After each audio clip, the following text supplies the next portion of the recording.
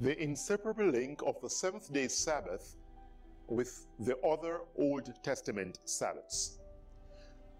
Did you know that there is an inseparable link between the seventh-day Sabbath and all the other Sabbaths in the Bible?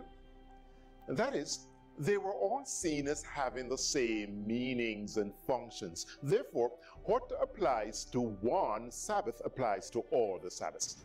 First, in studying the Bible, we must study it from the perspective of the Bible writers, not from our modern standpoint. We must first seek to understand what the Bible meant in its ancient languages, cultures, and worldviews before we make applications to our times. From the perspective of the Bible writers, there was an inseparable link between the seventh-day Sabbath and the other Sabbaths. While the Sabbath could be distinguished, they could not be separated. To begin with, many Christians are unaware that along with the seventh-day Sabbath, there were also several other Sabbaths in the Old Testament. First, there were at least 7 annual Sabbaths. These were the first and the last days of the feasts of the Passover, Leviticus chapter 23, verse 7, Pentecost, Leviticus 23, verse 21, the first and the last day of the Feasts of Tabernacles, Leviticus 23, 32 to 36, Numbers 29, 12 and 13, the first day of the 7th month, Leviticus 23, 24, 5, the Day of Atonement, Leviticus 23, 27, Numbers 29, 7 through to 11, 6, the sabbatical year, Leviticus 23, 3 to 7, the Jubilee year, Leviticus 25, 8 and 9, the Feast of Trumpets, Leviticus 29, 1 to 6.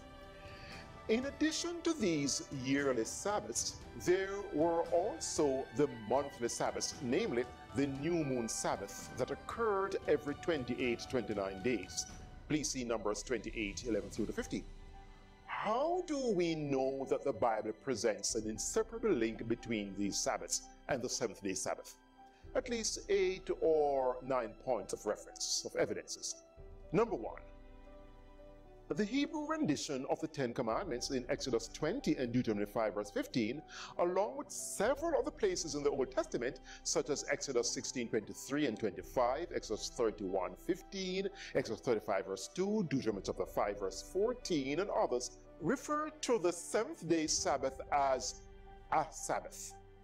Without the definite article, the Hebrew noun Sabbath here signifies quality, not specific identity, meaning the seventh day is of a sabbatical nature and quality. It is one of the Sabbaths.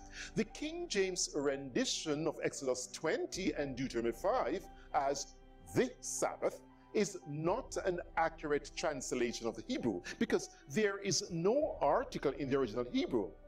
That is why almost all versions except the King James Version translate Exodus 20 verse 10 and Deuteronomy 5 verse 15 as the seventh day is a Sabbath, not as the seventh day is the Sabbath. Point: the seventh day is one of the Sabbaths in the Old Testament. It is inseparably linked to the other Sabbaths. Evidence number 2. The seventh-day Sabbath, along with all the other Sabbaths, were classified as the appointed feasts or holy times of the Lord. To this end, they were to be kept as a Sabbath to the Lord, a Sabbath of solemn rest for the land, a Sabbath to the Lord. Leviticus 25 verses 2 to 4. The key Hebrew term used is moed. Leviticus 23, 1 and 2 reads, "The Lord spoke again to Moses, saying, Speak to the sons of Israel and say to them, The Lord appointed times, moed, which you shall proclaim in holy convocations. My appointed times are these: the Sabbath, verse 3, the Passover, verses 5 and 8, Pentecost, verses 21, trumpets, Leviticus 23, 24, 25, the Day of Atonement, Leviticus 27, 32, the Feast of Booths, Leviticus 23, 34 and 36.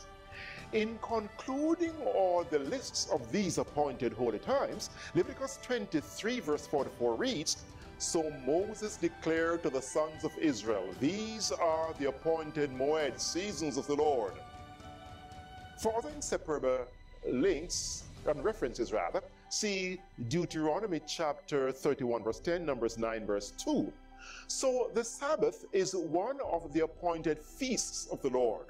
Again, an inseparable link, a common function and meaning of all the Sabbaths.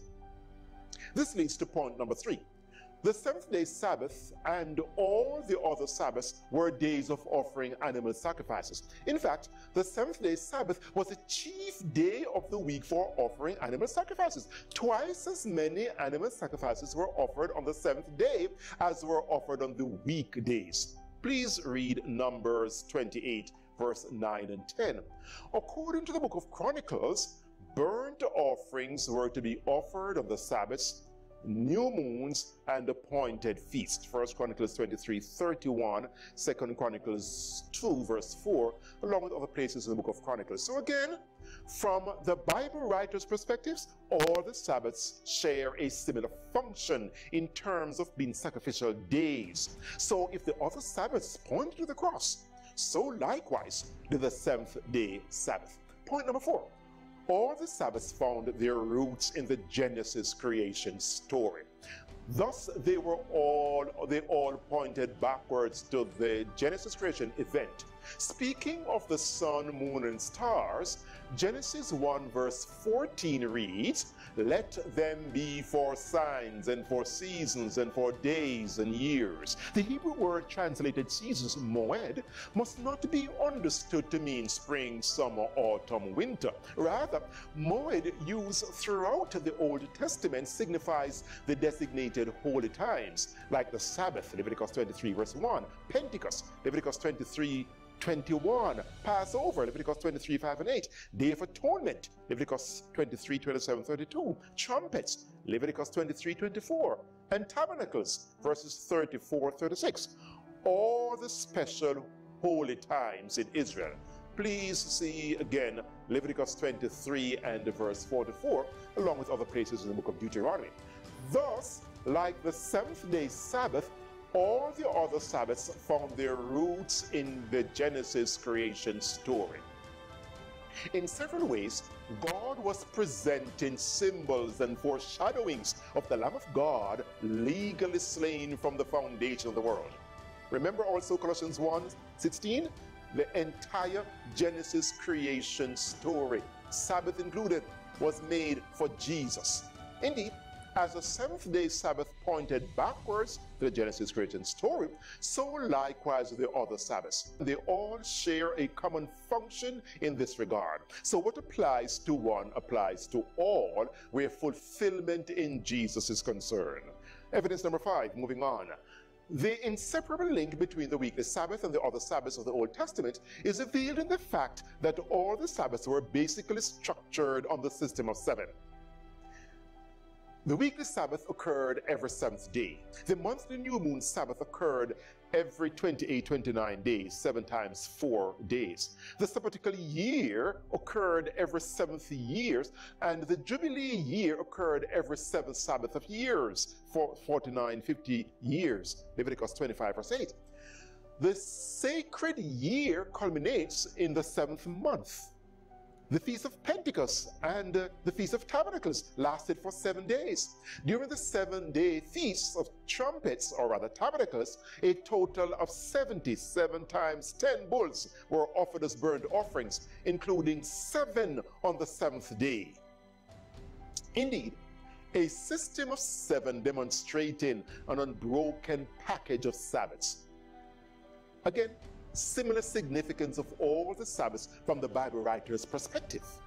Let's move on, evidence number 6. Another element that demonstrated that the Sabbath were all connected is the fact that all the Sabbaths commemorated Israel's deliverance from Egypt. Please see Exodus 28 through to 11, chapter 12 verse 1 through to 28, Deuteronomy chapter 5 verse 50. This is first seen in the Exodus' version of the Ten Commandments, which grounds the entire Ten Commandments as a celebration of the deliverance from Egypt. Exodus 21 reads, I am the Lord your God who brought you out of the land of Egypt and out of the house of bondage. Then there's an implied therefore, and subsequently the stipulations, the 10 stipulations follow. So all the 10 commandments were predicated on the deliverance from Egypt. The Exodus motive for the Sabbath is made more explicit in the Deuteronomistic version of the Ten Commandments. Deuteronomy chapter 5 verse 15 reads, in part, you shall remember that you were slaves in the land of Egypt, and the Lord your God brought you out from there. Therefore, the Lord your God commanded you to keep the Sabbath. Deuteronomy 5 verse 15. The Passover and Tabernacles, as is well known, commemorated the deliverance from Egypt and the entire Exodus experience. Exodus 12, 1-28, Leviticus 23, 33. So, on the grounds of celebrating the deliverance from Egypt, the seventh-day Sabbath was inseparably linked to the other Sabbaths. They all serve the same function. What therefore applies to one applies to all where deliverance from Egypt is concerned. Evidence number 7. The weekly Sabbath, like the other Sabbaths, was a sign of the covenant between God and Israel. Whereas the deliverance from Egypt was a covenant act of God, and all the Sabbaths served as a symbol or reminders of the deliverance from Egypt, then all the Sabbaths were symbols of the covenant between God and his people. Please see Exodus 31 and verse 18. Moving on, point number 8. All the Sabbaths are said to find their fulfillment in Jesus. Remember, I said earlier that the Sabbaths were classified into weekly, monthly, and yearly Sabbaths. The weekly Sabbath being the seventh-day Sabbath, the monthly Sabbath being the new moon Sabbath, which occurred every 28-29 days, and the yearly Sabbath being the Sabbaths like Tabernacles, Passover, and Pentecost. Well, using this three-tiered designation, a total inclusion of all Sabbaths, Colossians 2 verse 16 indicates that all the Sabbaths found their fulfillment in Jesus. It reads, therefore, let no one judge you in regard to food or drink, or in respect to a festival or a new moon or Sabbaths. These are shadows of what is to come, but the reality, the body, is of Christ. Colossians 2, 16 and 17. Undoubtedly, all the Sabbaths points to Jesus and were fulfilled in him. Therefore, on at least 8 or 9 points, it is clear that the weekly Sabbath was inseparably linked to the other Sabbaths in the Old Testament. Let's recap briefly. 1. All Sabbaths were referred to as a Sabbath. Exodus 20 verse 10, Deuteronomy 5 verse 15. 2. All Sabbaths were classified as the appointed feasts or holy times, moed, of the Lord. Leviticus chapter 23. 3.